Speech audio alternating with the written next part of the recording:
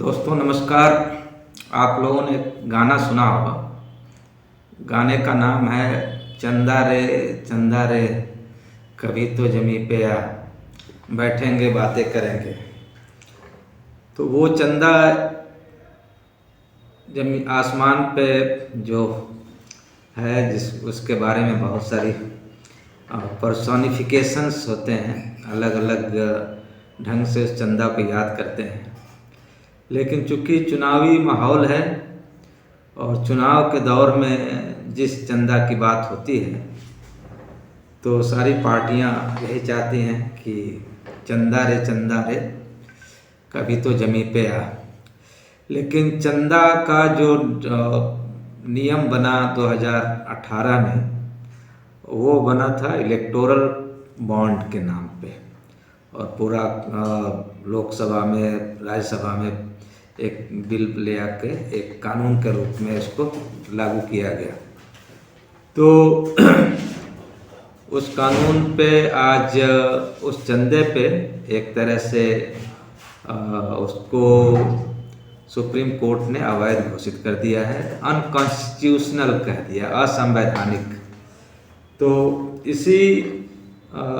इसका जो मसला है, जब से ये कानून बना तब से लेके और अभी तक इस पे लगातार तमाम जो सिविल सोसाइटीज़ हैं या दूसरे जो विपक्ष के पार्टियां हैं वो इस पे लगातार हमले कर रही थी और इसको कुल मिलाकर भ्रष्टाचार का एक गंगोत्री के रूप में इसको देख रहे थे।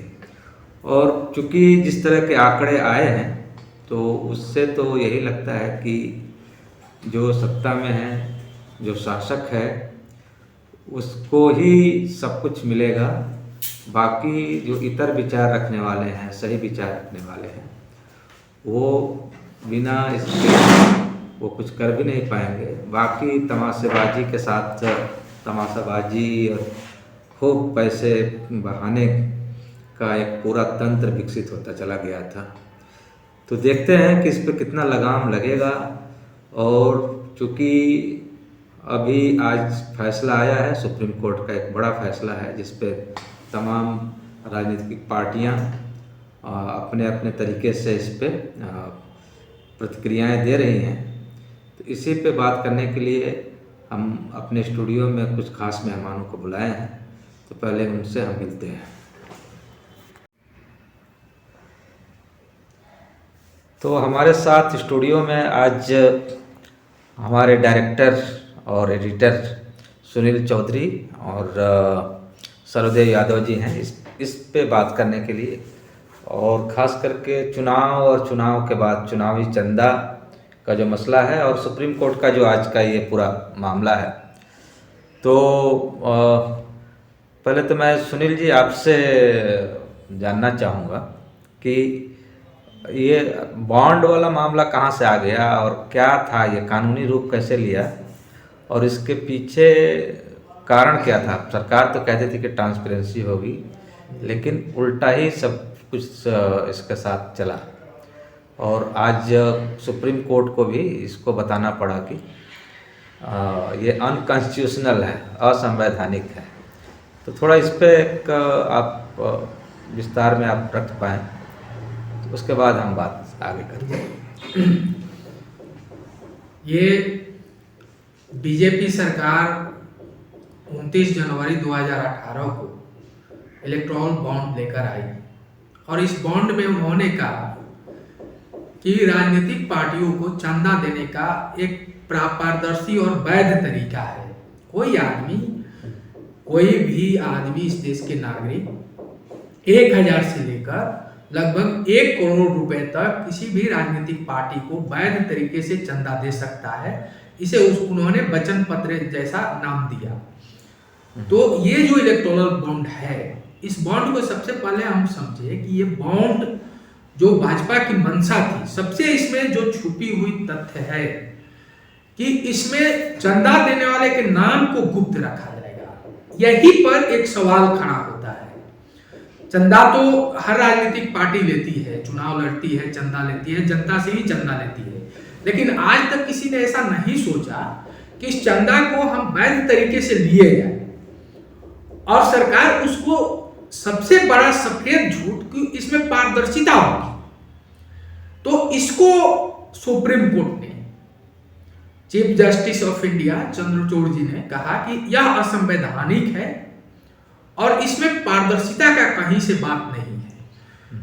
तो मेन जो बात है कि इसमें जो पैसे आ रहे हैं, तो स्वाभाविक बात है कि इसमें सबसे ज्यादा पैसा वही लोग देंगे जिनको सबसे ज्यादा लाभ होगा।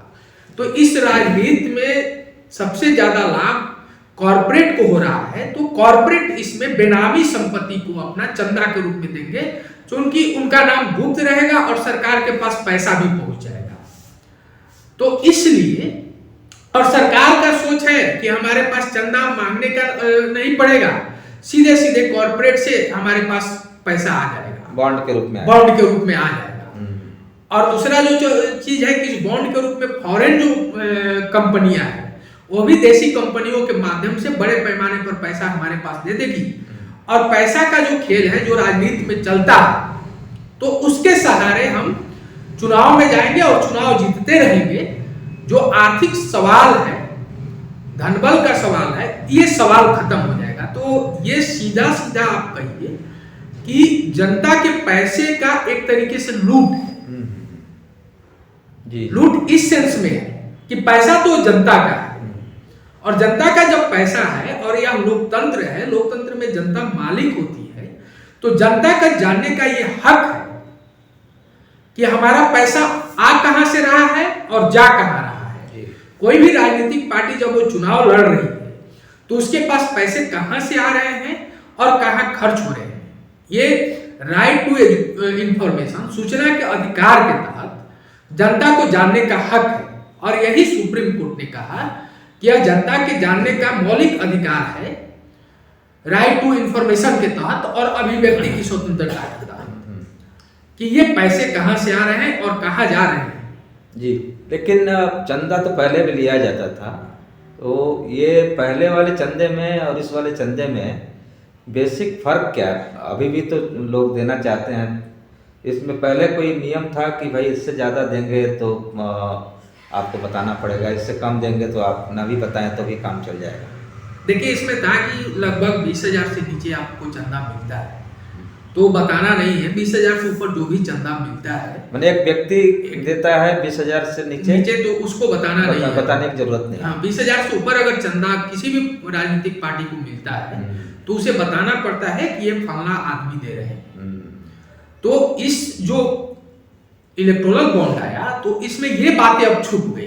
अब इसमें वो 1 करोड़ तक भी चंदा देता है, और एक साथ वो कई बॉन्ड खरीद के, करोड़ों का कई बॉन्ड खरीद के दे सकता है। ऐसा नहीं कि 1 करोड़ का वो कई बॉन्ड खरीद के दे सकता है, और ये बताने की उसको जरूरत नहीं है कि ये पैसा कौन लोग दे रहे हैं। जी, वो इलेक्टोरल बॉन्ड स्टेट बैंक से वो खरीदेगा। एक तो जो बॉन्ड खरीद रहा है, मैं आम दर्शकों के लिए जानना चाह रहा हूँ कि जो खरीद रहा है, तो क्या बैंक को बताना पड़ेगा कि ये पैसा कहाँ से कमाया है या क्या है? नहीं, बैंक को किसी तरीके से बताने की जरूरत नहीं है, बस बैंक से वो खरीद लेना है। हाँ।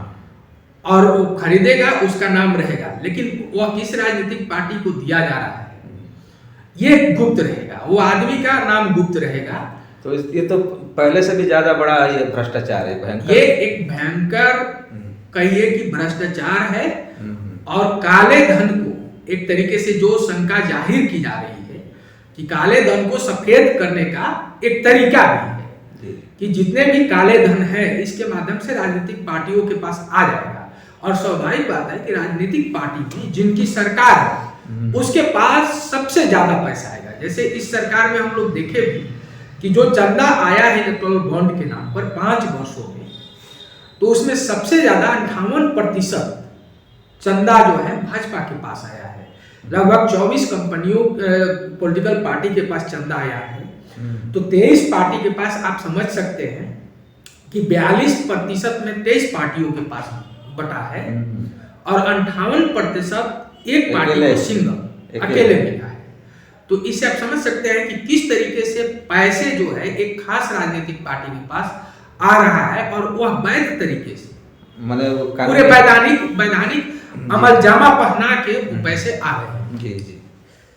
हमारे साथ सरदेव जी एक आम आदमी की तरह जब हम देखते हैं चुनाव को, और चुनाव में जो बड़े जो पूंजीपति होते हैं या कोई क्या कहते हैं दबंग किस्म का होता है, या जिसके मैंने वो कम कॉरपोरेट ना भी हो लेकिन उसके अपने तमाम तंत्र और व्यापार चलते हैं, तो वो लोग चंदा देते थे और बताते भी नहीं थे कि हमने चंदा दिया है, और अंदर खाते बहुत सारा पैसा आता था। तो क्या बॉन्ड के जरिए बहुत कुछ छुपाया गया, या ये हुआ कि चलो इसको कम से कम एक वैधानिक या कानूनी जामा पहना दिया गया उस भ्रष्टाचार? देखिए, ये पहले तो था एक अलग सिस्टम था, अब तो एक कानूनी जामा तरह का पहना दिया, जितना मर्जी वैसा डालिए, कोई भी नहीं। ये सबसे बड़ी लूट है, और ये सुप्रीम कोर्ट का बहुत बहुत धन्यवाद है जो इसको अवैध किया है।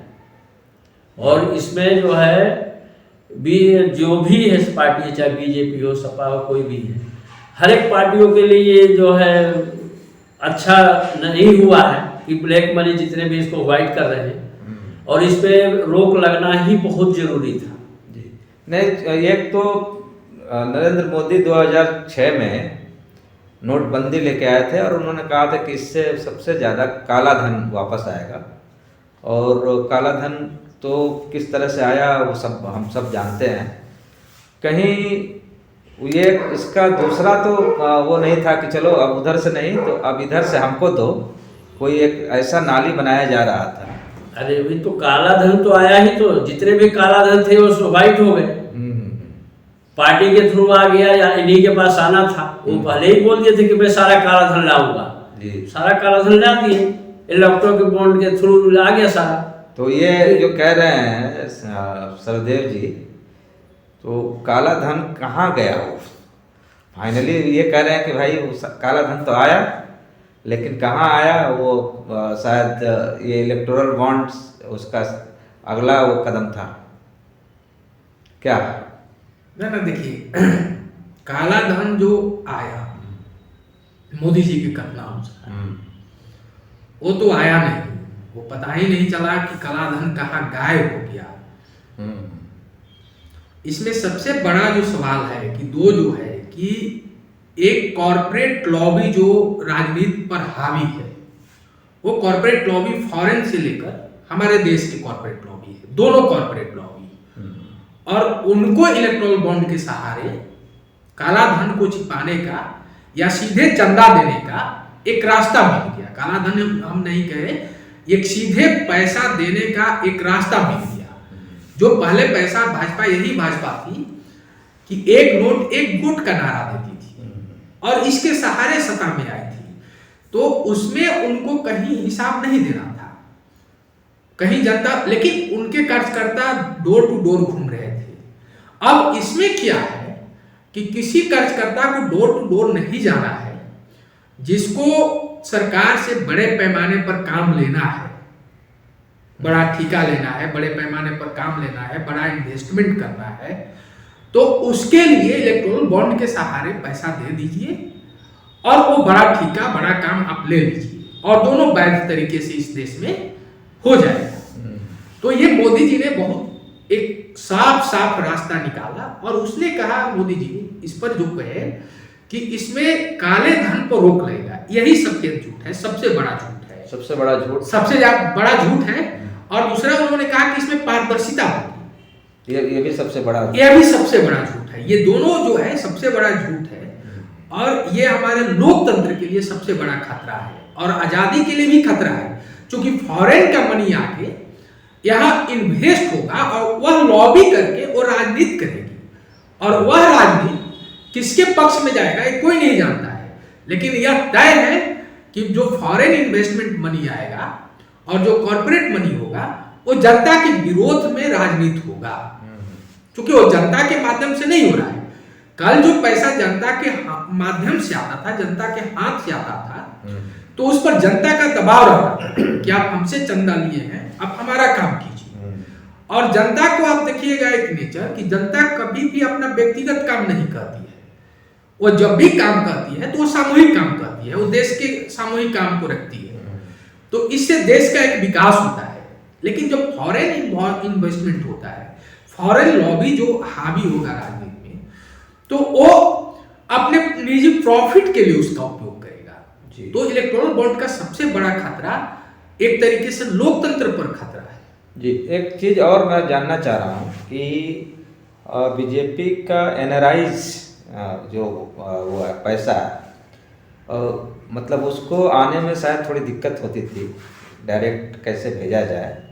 तो कहीं वो पैसा लेने के लिए भी तो ये नहीं था कि चलो कुछ ऐसा कानूनी वो बना दिया जाए, पाइपलाइन बना दिया जाए कि आप आराम से करें, और उनके जरिए जो आप कह रहे हैं कि जो वहाँ की कॉरपोरेट लॉबीज हैं, जो मतलब कई बड़े बड़े देशों के बराबर उनकी पूरी इकनॉमी है, तो ये कहीं ये तो तरीका नहीं था कि इसी के जरिए वो पैसा लिया जाए। तो एक तो ये जानना है अब बीजेपी पे इसका कितना असर पड़ेगा। देखिए, यह पूरी तरीके से एक जो वैधानिकता का आलम जामा पहनाया गया, यह निश्चित रूप से उसी के लिए पहनाया गया कि वो पैसा हमारे पास सीधे चला है। और ये जो फैसला है सुप्रीम कोर्ट का, निश्चित रूप से आर्थिक रूप से बीजेपी पर सबसे बड़ा प्रभाव पड़ेगा। जो सरकार की सोच थी, मतलब इस बार तो बॉन्ड जारी नहीं होगा, बॉन्ड जारी नहीं होगा, और फिर तब क्या है कि जनता के बीच में जाना होगा, और जनता के बीच में अगर आप जाते हैं तो निश्चित रूप से उसमें दो चीज बहुत जरूरी होता है। एक, आपकी ईमानदार छवि रहेगी, तभी आप जनता के बीच में जाके पैसा मांग सकते हैं। अगर आप पर भ्रष्टाचार का आरोप है तो आप जनता के बीच में जैसे ही जाते हैं तो जनता आप पर भ्रष्टाचार का आरोप लगाती है और आपको चंदा नहीं देगी, ये तय है। चंदा जनता उसी को देती है जिसका एकदम ट्रांसपेरेंट जो है, पारदर्शी चेहरा हो और ईमानदारी का चेहरा हो।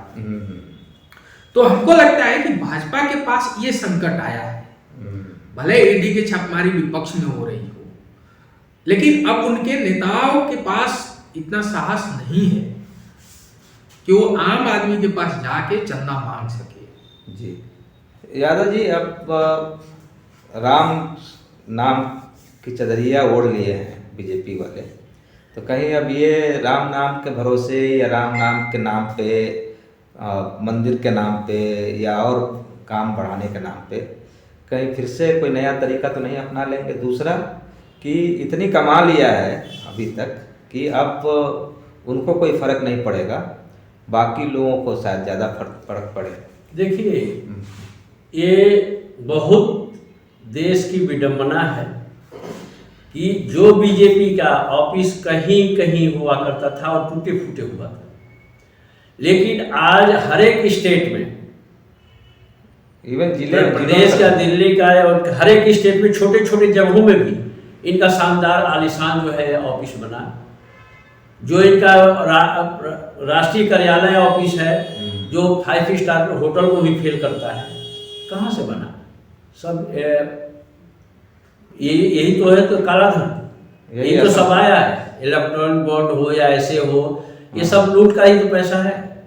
भाई इतनी मालोमाल कैसे हो गई पार्टियां? हाँ, मतलब देखते देखते अभी तो 70 साल में पार्टियों ने, जो भी पार्टियां थी, आप सही कह रहे हैं कि 70 साल में जो थोड़ा बहुत उनके पास प्रॉपर्टी आज़ादी के आंदोलन में लोगों को मिला था, पार्टियों को दिया था लोगों ने दान में, वो तक खत्म हो गई। और ये 10 साल के अंदर अंदर आलीशान बिल्डिंगें बनाना शुरू कर दिया। ये जो भी 70 साल में जो बना हुआ था, वो कुछ बच जाए तो वही बड़ी बात है, यदि नहीं हुआ तो बड़ा विकट समस्या आने वाली है। ये तो कुछ नया दूसरा आरोप लगा रहे हैं बीजेपी पे ना। देखिए, बीजेपी हो या किसी की, जिसकी सरकार रहती है, आप देखेंगे जब सरकार उसकी रहती है ना, तो उसको लगता है कि अब हमारे सामने कोई नहीं है। नहीं, एक चीज़ और मैं जानना चाह रहा हूँ कि सरकारें पहले भी रही, वाजपेयी की भी सरकार थी 6-7 साल, इसके पहले जनता दल की भी सरकार थी, बीच में फिर जनता पार्टी की भी सरकार आई थी इंदिरा गांधी से के पहले। लेकिन जिस तरह से ये पूरा एक कारपोरेट में भी वो कारपोरेट जो बस किसी तरह से सब कुछ हड़पना चाहता है, इतना पहले था या अब इस 10 सालों में जितना तेज़ी से बढ़ा है, ये मतलब और पार्टियों के लिए संभव था या केवल मोदी सरकार के लिए या मोदी के विजन में ये संभव था? थोड़ा सा ये भी हम जानना चाह रहे थे। देखिए, अब इसमें हम दो सरकारों की थोड़ा सा तुलना करेंगे जी। जैसे कांग्रेस की जो सरकार थी, तो कांग्रेस की जो सरकार थी वो अटल बिहारी वाजपेयी के बाद आई। अटल बिहारी वाजपेयी के अलायंस की सरकार थी, तो वो चाहकर भी उतने बड़े निर्णय नहीं ले पाते थे। कांग्रेस की जो सरकार आई, तो कांग्रेस की सरकार ने जो उदारीकरण की नीति को 1991 में लागू किया गया, और एक तरफ जो कहा जाता है कि देश की हमारी इकोनॉमी जो है उदारीकरण और निजीकरण और भूमंडलीकरण के बाद बहुत जीएलपी से हम कहते हैं बहुत तेजी से बढ़ी है, ये कांग्रेस द्वारा लाया गया। और फिर वो कांग्रेस द्वारा आप देखिएगा कि स्पेशल इकोनॉमिक जोन सेज लाया गया और निजीकरण को बढ़ावा दिया गया। तो ऐसा नहीं है कि कांग्रेस ने भी मजबूती से सेज को लाया था और एक तरीके से ग्रीन हंट फिर चलाया आदिवासियों और जंगलों को लूटने के लिए। तो पिछली जो हम सरकार को देखते हैं और मोदी जी को फिर हम सरकार को देखते हैं, तो मोदी जी की सरकार जो दोबारा चुन के आई है मोदी जी सरकार, तो इनका कॉन्फिडेंस लेवल काफी हाई है क्योंकि दोबारा ये चुने गए और इनका लगता है कि फुल मेजॉरिटी में थे, फुल मेजोरिटी में, और इनको लगता है कि दोबारा भी हम चुनेंगे। तो दोबारा चुने जाने का मतलब है कि उनके कामों पर मुहर लगना कि हम जो काम कर रहे हैं वो सही कर रहे हैं। जबकि ये बीजेपी जो सरकार आई थी तो स्वदेशी के नाम पर आई थी, स्वदेशी के नाम पर उसी भूमंडलीकरण का विरोध करके स्वदेशी पर आई थी। लेकिन आप देखिएगा कि स्वदेशी को भूल कर और जितना कांग्रेस थोड़ा धीरे धीरे चल रही थी उससे बहुत तेज निजीकरण पर बीजेपी बढ़ी है। और निजीकरण जब होगा तो स्वाभाविक बात है कि कॉर्पोरेटाइजेशन होगा, कॉर्पोरेट की ताकत बढ़ेगी और कॉर्पोरेट लॉबी बढ़ेगा, और कॉर्पोरेट जब लॉबी बढ़ेगा तो उसका स्टेट का जो सोशल वेलफेयर प्रोजेक्ट होते हैं, प्रोग्राम होते हैं, वो खत्म होंगे। क्योंकि सरकार का एक काम होता है लोक कल्याणकारी योजना, सरकार इसीलिए होती है जनता के कल्याण के लिए। लेकिन अब जनता के कल्याण की जिम्मेदारी जो है सरकार से यहाँ खत्म हो जाएगी। तो इसका एक श्रृंखला है राजनीतिक पार्टियों का कि कांग्रेस ने शुरू किया और भाजपा ने उस पर दौड़ा दिया। हाँ, लेकिन वो तो उल्टा, मतलब जो काम करने के लिए कहते थे, आप वादा करके आए थे, जो रोकना था कहते थे कि ये रोक देंगे, ये खत्म कर देंगे, ये खत्म कर देंगे। जीएसटी को बोला था कि ये जो है खत्म कर देंगे, और जीएसटी को और डबल कर दिया। महंगाई खत्म कर दी है, महंगाई और बढ़ा दिया। पेट्रोल की कीमतें कम कर देंगे, वो बढ़ा दिया। जो जो रोकना था उसको उन्होंने वो कर दिया और तेज़ी से बढ़ाया। और जो वादा किया था वो तो मतलब कि हाँ ये करेंगे, ये करेंगे, ये करेंगे, उधर की ओर जाने की बजाय वो दूसरे मुद्दों में भटकाने का कि देखिए हम प्रधानमंत्री हैं। तो पहली बार ऐसा कोई प्रधानमंत्री हुआ जो पूरी दुनिया में डंका बज रहा है, लेकिन हकीकत कुछ और उल्टा है। ये जो जनता के बीच में मतलब दोनों एक तरह से कॉकटेल परोस दिया गया है, अभी क्या इससे कुछ झटका लगेगा, मतलब इस निर्णय से? देखिए, इस निर्णय से झटका एक ये है कि एक तो इथिक्स का झटका लग रहा है, मोरालिटी का जी। कि जो मोदी जी कह रहे थे कि इसमें पारदर्शिता रहेगी और काला धन खत्म होगा, चुनाव में सीधे सफेद धन आएगा, तो इस पर सुप्रीम कोर्ट ने एक मुहर लगा दिया कि ये आपका नहीं, जो आप बात कह रहे थे वह बात नहीं है, इसमें पारदर्शिता नहीं है जी। तो ये एक बहुत बड़ी बात है कि यह एक गवर्नमेंट के मोरालिटी का, गवर्नमेंट के इथिक्स पर सबसे बड़ा हमला है, और निश्चित रूप से इससे भाजपा का मोरल डाउन होगा। अब राजनीतिक रूप से जनता के बीच में ये बात जाएगा निश्चित रूप से इलेक्टोरल बॉन्ड का, और उसका प्रभाव भी पड़ेगा। कितना पड़ता है ये देखना है, क्योंकि हमारे यहाँ जो जनता को एक राजनीतिक रूप से शिक्षित होना चाहिए, आज अगर अभी भी आप शिक्षा का स्तर देखिएगा तो बहुत ही शर्मनाक है। अगर हम कहें कि 0.1% लोग हैं जो देश की इकोनॉमी को समझते हैं, देश की अर्थव्यवस्था को समझते हैं, और राजनीति अर्थव्यवस्था से चलती है। तो जब 0.1 में लोग अर्थव्यवस्था को समझ रहे हैं और मैसेज वोटिंग कर रहा है, तो वो अपना इंटरेस्ट ही अभी नहीं जानता है। तो वोट तो आप कर रहा है, लेकिन वो अपना इंटरेस्ट नहीं जान रहा है। तो ये हुआ कि वो हंसते हुए शहादत दे रहा है या फांसी के फंदे पर चढ़ रहा है। वो ये नहीं जान रहा है कि जो भाजपा की इकोनॉमी है, आर्थिक नीति है, लाई गई है, वो हमारे लिए कल्याणकारी है कि नहीं है।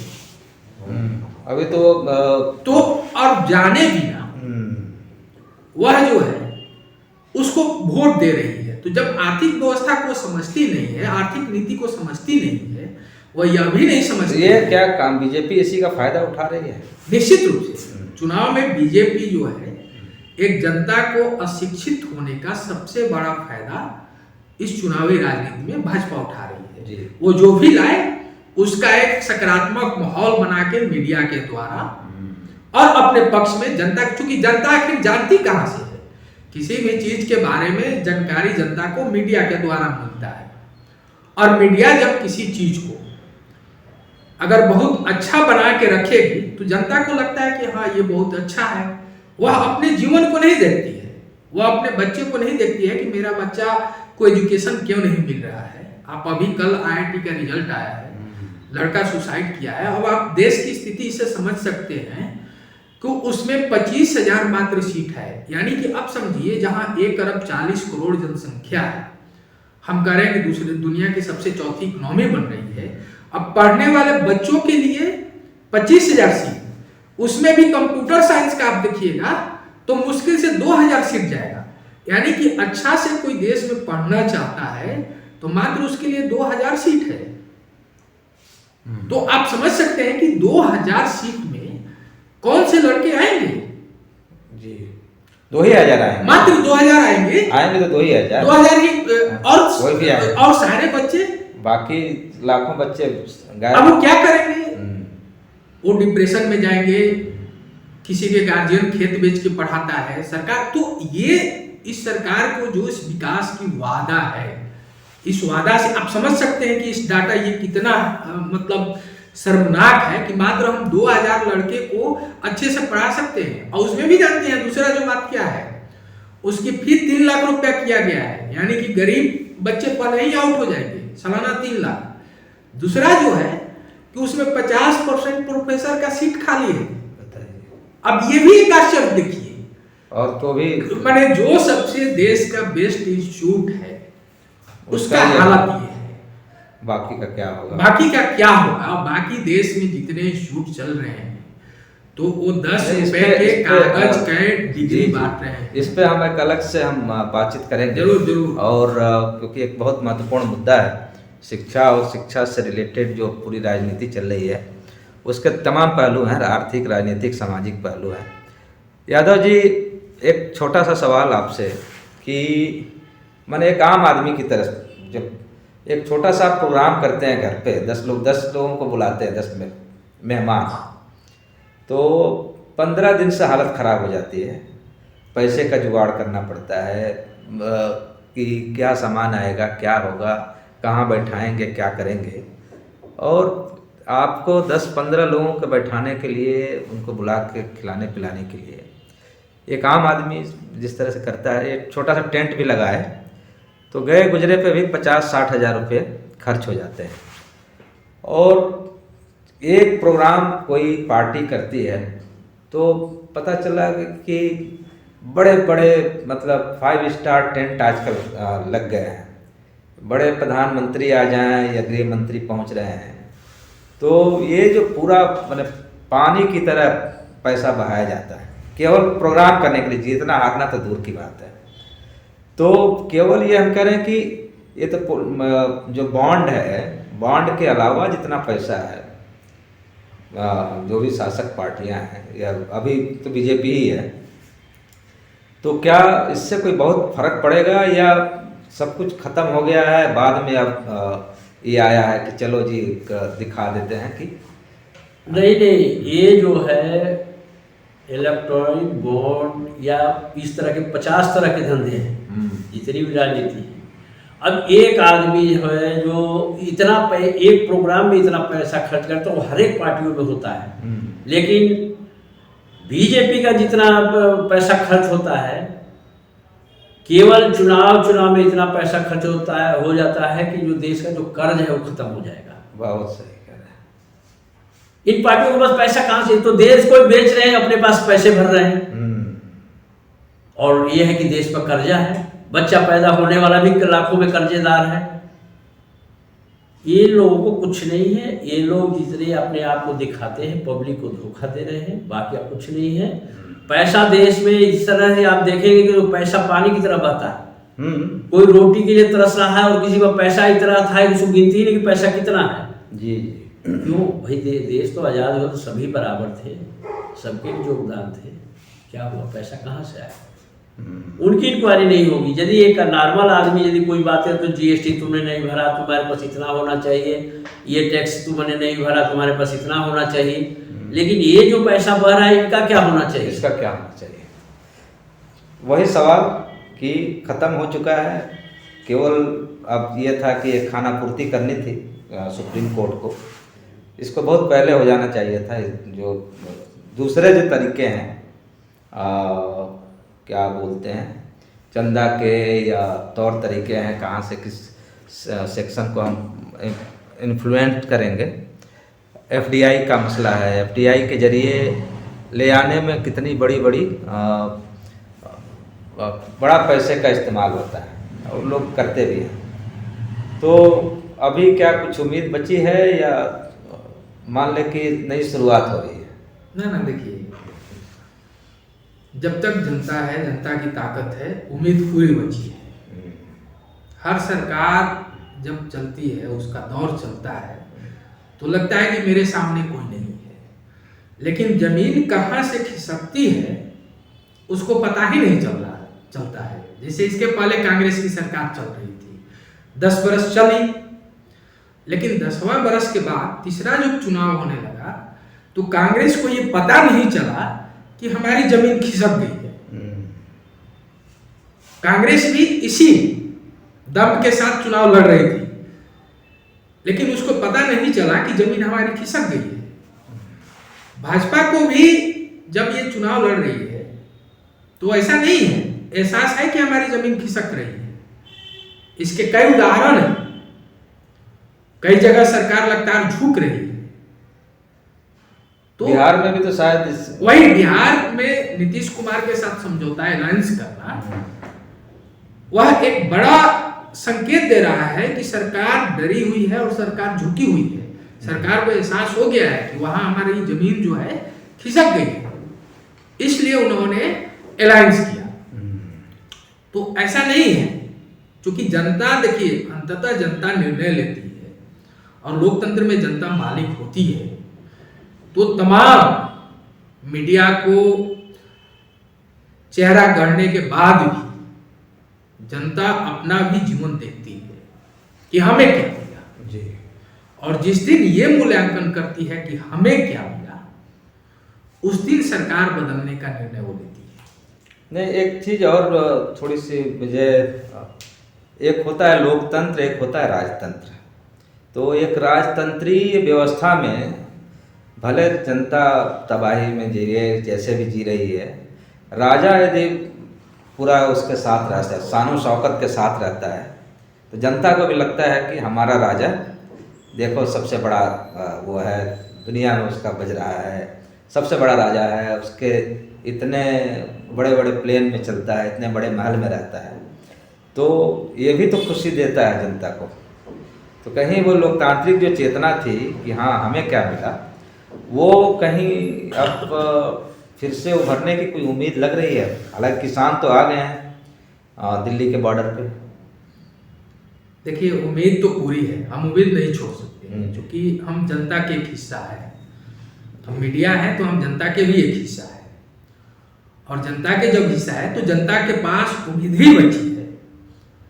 और जनता जब भी अपना मूल्यांकन करेगी तो उस सरकार को बदलने का प्रयास जरूर करेगी जिस सरकार ने उसके जीवन को तबाह किया है और उसके जीवन में अंधेरा ढकेला है, उसको जरूर बदलेगी। इसलिए हम जनता से पूरे उम्मीद के साथ जुड़े हुए हैं कि अंतिम निर्णय जनता है और जनता ही मालिक होती है। निश्चित रूप से जी वो जनता